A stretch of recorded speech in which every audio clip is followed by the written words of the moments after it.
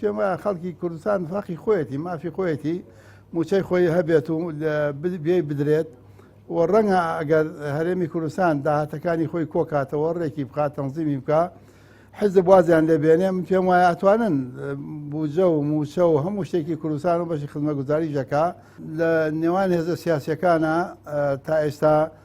متمانە کەمە ڕێک نەکەوتون بە متمانیان بە یەک نییە نایانێ هەموو داهاتەکان تەسلیمی حکوومەتی هەرێمی کوردستان بکەن خۆی من لە 92 تا ئێستا لێ ڕازی نیم لە هەمووی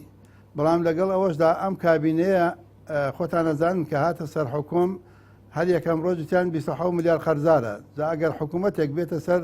قەرزێکی 27 ملیاری و شوێنەواری شەڕی داعش و شوێنەواری بڕینی پارەی بەغدا و ئەزمەی اقتصادی و ئەزمەی کۆرۆنا و ئەوانە ڕەنگە هەرەوەنەی پێ بکرێت وەڵام پێم وایە دادگا خۆی دادگاکان حیزب دایناون هەموو دادگاکانی کوردستان لە ڕێگەوە بێ ئەوەی تێپەڕن بەو ڕێگای یاسایانەی کە بۆ قازیەک دانراوە بۆ حاکمێک دانراوە ڕاستەوخۆ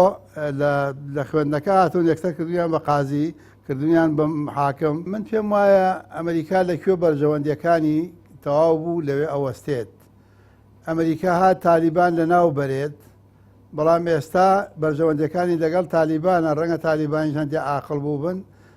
ئێستا لەگەڵ تالیبان ڕێکەوت و کارزای و دۆستەکانی هەموو بەجێهێش لەوێ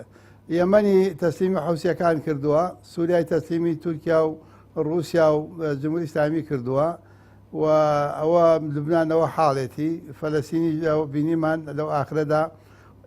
بە بژمارێکی کەمەوە ئیسرائیلیان شکاند واتە شکانی ئیسرائیل شکاندی ئەمریکایە لەو منتیقەیە هەتا ئەمریکیەکان نەیانتوانی بچنە ئیسرائیل هەتا ئاگربەسی نەکرد لەگەڵ فەلەستینیەکاندا واتە ئەمریکا لەو منتیقەیە نە پرۆژەی ڕۆژهەڵاتی ناوەڕاستی گەورە سەرکەوتووە و نە لە کارەکانیان سەرکەوتووە ئەمریکا 25 ساڵ دوای هەڵەوەشانەوەی سۆڤێت تەنها هێزێک بوو لە هەموو عالەمدا بەڵام ئێستا ئەمریکا تەنها هێزێک نییە ئێستا رووسیا هەیە ئێستا چین لە ڕووی اقتصادی و تەکنۆلۆژیاوە چین هەیە ئێستا جمهوری ئیسلامی لەو منتیقەیە هەیە